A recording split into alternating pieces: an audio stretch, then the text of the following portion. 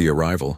The Zephyrian Academy floated in the darkness between three suns, a crystalline structure that had educated the galaxy's finest minds for 10,000 years. Its halls were pristine, its students were perfect, and its traditions were absolute. Every species that attended knew their place in the grand hierarchy of intelligence. The Corvani, with their triple-layered brains, topped every theoretical physics exam. The Etherians dominated philosophy with minds that could hold 17 contradictory thoughts simultaneously. The mechanoids excelled at mathematics, processing calculations faster than most computers. Everything had its order.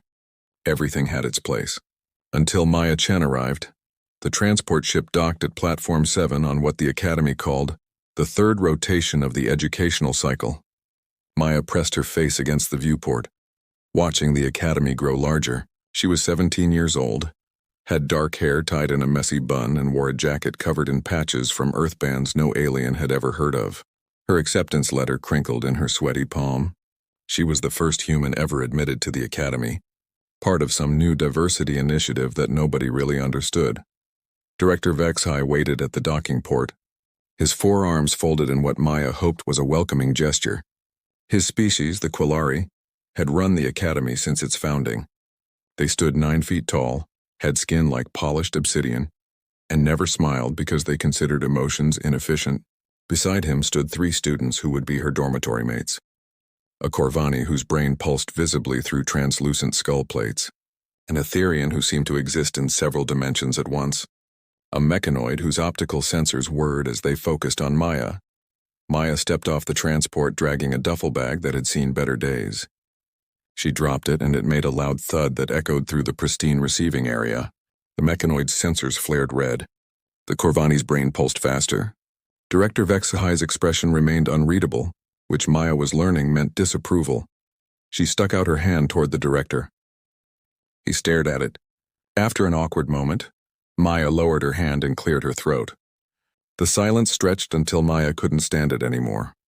She had never been good with silence, so she did what humans do. She filled it.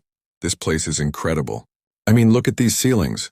Are they actually made of condensed starlight, or is that just marketing? Because on Earth we have this thing called false advertising, and let me tell you, one time I bought shoes that were supposed to make me run faster, but really they just gave me blisters and... The Corvani student interrupted with a sound like grinding glass. Human Maya Chen, you will follow.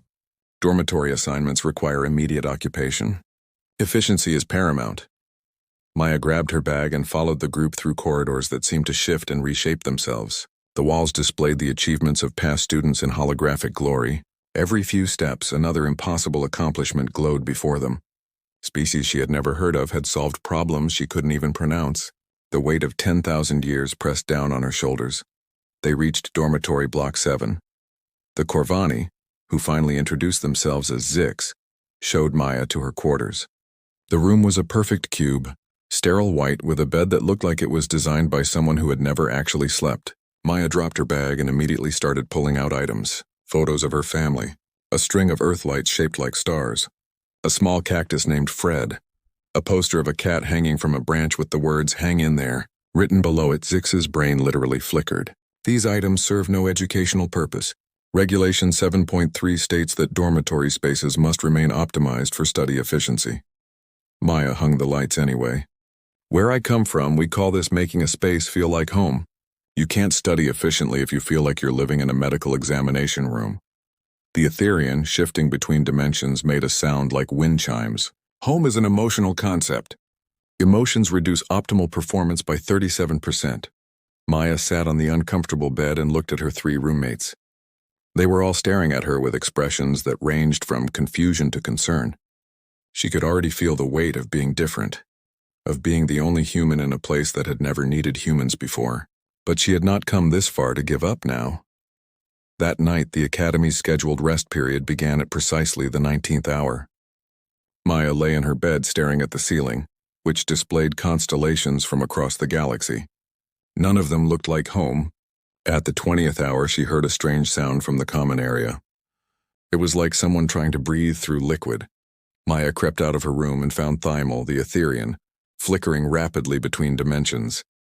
Their form was unstable, pulling apart and reforming in ways that hurt to watch. Maya had no idea what was wrong, but she recognized distress when she saw it. Hey, it's okay. What's happening? How can I help? Thimel's voice came from several dimensions at once. Dimensional synthesis disruption occurs during stress periods. Will stabilize in 3.7 hours. No intervention required. Maya sat down beside them anyway. 3.7 hours of suffering alone? I don't think so. On Earth, we have this thing called company.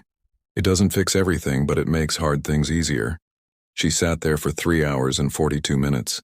She talked about Earth, about her family's restaurant, about the time she tried to build a rocket in her backyard and set the neighbor's shed on fire.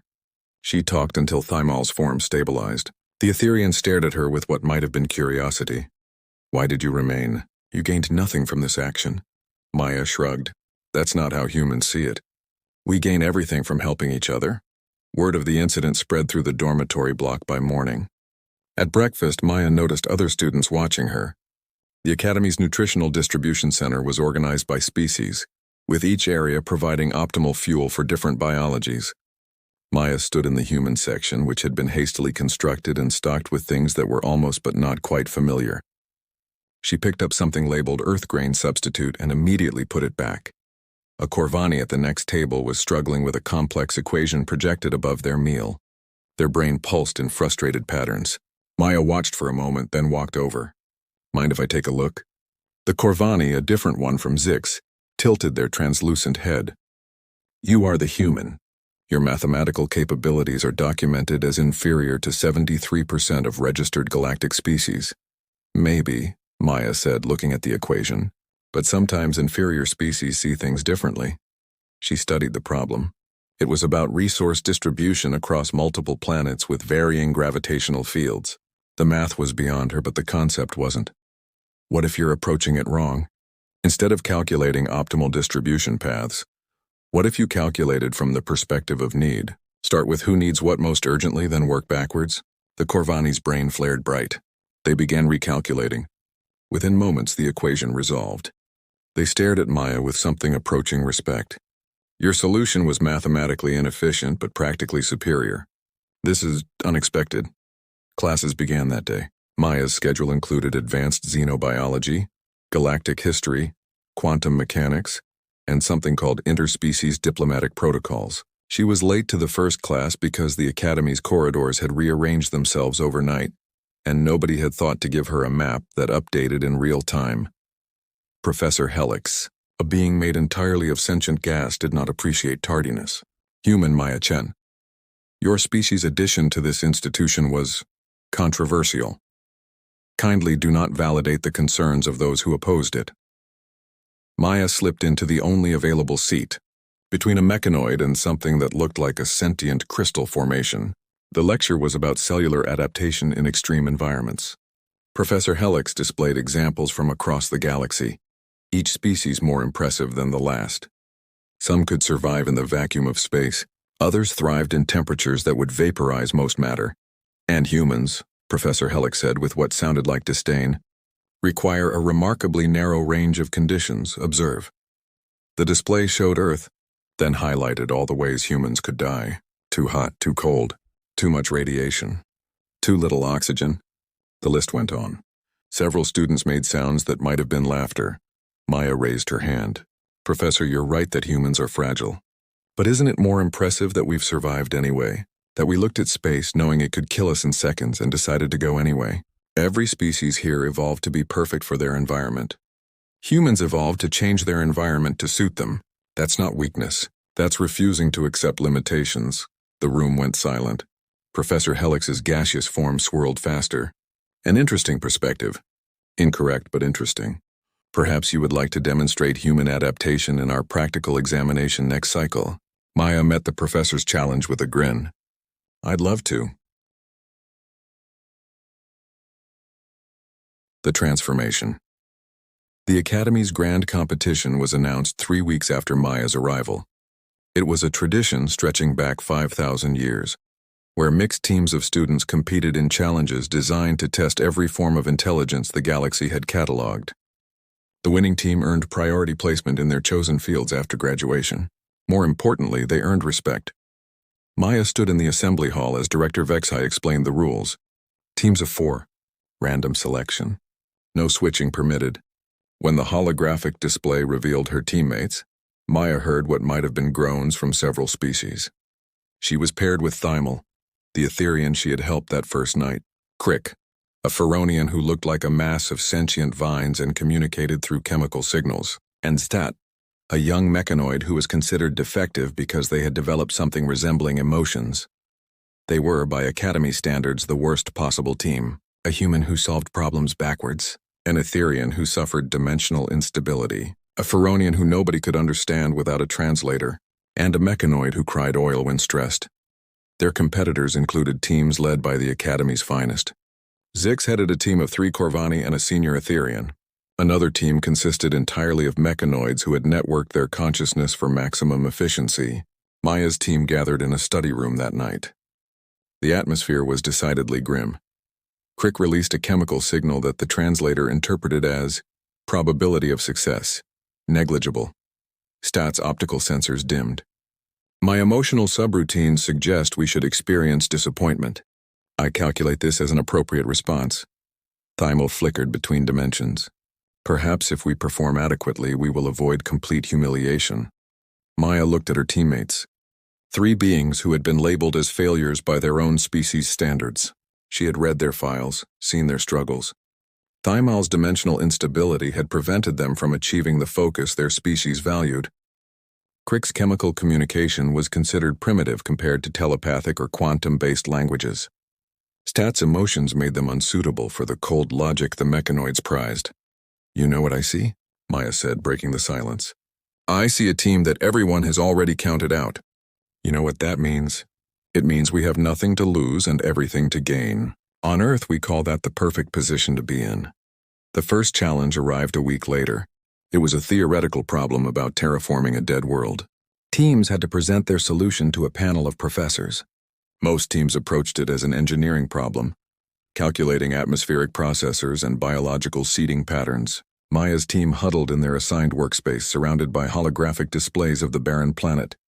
Standard approach indicates atmospheric conversion first, Stat said, processors humming, followed by water introduction, then biological cultivation. Crick released a thoughtful chemical. Plant life is inefficient without proper soil bacteria. My species knows this. Thymel shifted through dimensions, observing the problem from angles that didn't exist in normal space. The planet's core shows unusual energy patterns. Attempting to force standard terraforming would create resonance conflicts. Maya listened to each teammate, then pulled up a blank display. What if we're thinking about this wrong? Everyone's trying to force the planet to become something else. What if we work with what it is instead? She started sketching. Not equations or formulas, but pictures. Simple drawings that showed the planet's current state, then gradual changes. Crick, your people communicate through chemicals. Could we use the planet's existing chemical composition as a foundation? Thymel, you see dimensional patterns others miss. What if those energy patterns could be harnessed instead of fought? Stat, your emotions give you insight into what makes a place feel alive, not just technically habitable. They worked through the night, each contributing something the Academy had taught them was a weakness. When they presented their solution, the panel of professors sat in stunned silence. Their approach was unorthodox, even chaotic by Academy standards. But it would work. More than that, it would create a world unlike any other, one that embraced its unique properties instead of erasing them. They won the first challenge. The second challenge was practical. Teams had to navigate a maze that shifted every 30 seconds, retrieve an artifact from the center, and return. Most teams calculated patterns, trying to predict the maze's movements. Maya's team stood at the entrance, watching the other teams disappear into the shifting walls. I have an idea, Maya said, but it's going to require trust. Thymel, can you anchor yourself partially in another dimension while moving through this one? Theoretically. It would be unstable. Unstable might be exactly what we need. If you're partially phased, the walls can't completely block you. You could scout ahead. Crick, can you leave chemical markers that we can follow even if the maze shifts? Crick's vines rustled. My scent trails persist across multiple atmospheric layers. Perfect. Sadat, your emotional responses might help us avoid traps. Fear usually means danger, right? And I'll do what humans do best. Adapt on the fly. They entered the maze as a unit. Thymel phased in and out, calling back warnings about upcoming shifts. Crick laid down chemical trails that created a three-dimensional map. Zetat's emotional warnings helped them avoid sections that felt wrong. And when they got trapped, Maya did something no other team thought to do. She talked to the maze. "You're not just a puzzle, are you?" she said to the walls. "You're some kind of intelligence. That's why the patterns don't make sense. You're not following a program. You're making choices." The maze shuddered. Then for just a moment a path opened straight to the center. Maya's team ran, grabbed the artifact, and made it out before any other team had reached the halfway point. They won the second challenge. By the third challenge, the entire academy was watching. The team everyone had dismissed was in the lead. The final challenge was announced as a crisis simulation. A space station with multiple species was suffering cascading system failures. Teams had to allocate resources and save as many lives as possible. It was the kind of cold calculation the Academy prized. Who lives, who dies, based on mathematical value. Maya's team was given their scenario. The station had 10 minutes before complete failure. There were 50 beings aboard. Resources could save 30 at most. Every other team had already submitted their solutions, all arriving at similar conclusions. Save the beings with the highest intellectual or social value. Let the others die. It was logical. It was efficient. Maya looked at the scenario, then at her team. There has to be another way. Mathematics does not lie, Zot said, but their voice carried something like sadness. Maximum salvageable lives 30.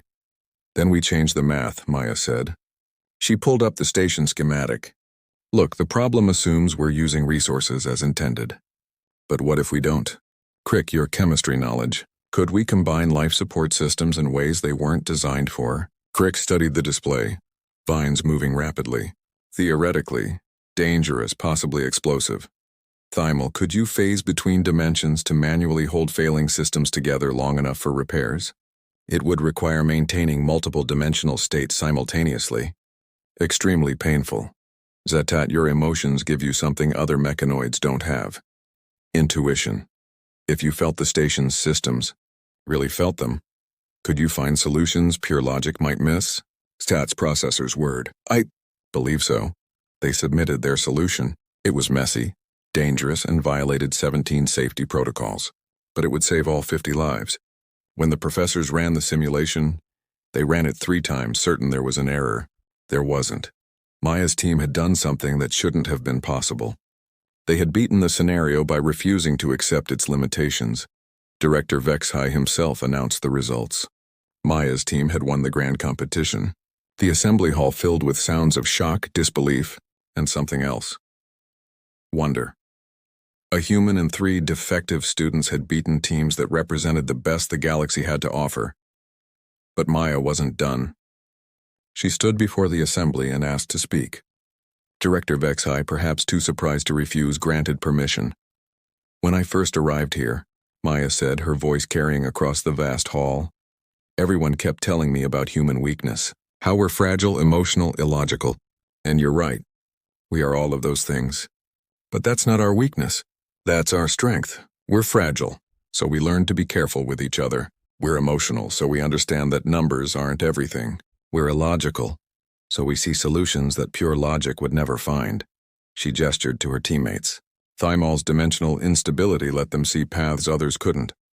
Crick's chemical communication provided solutions that digital signals would miss. Stat's emotions gave them intuition that pure calculation lacks.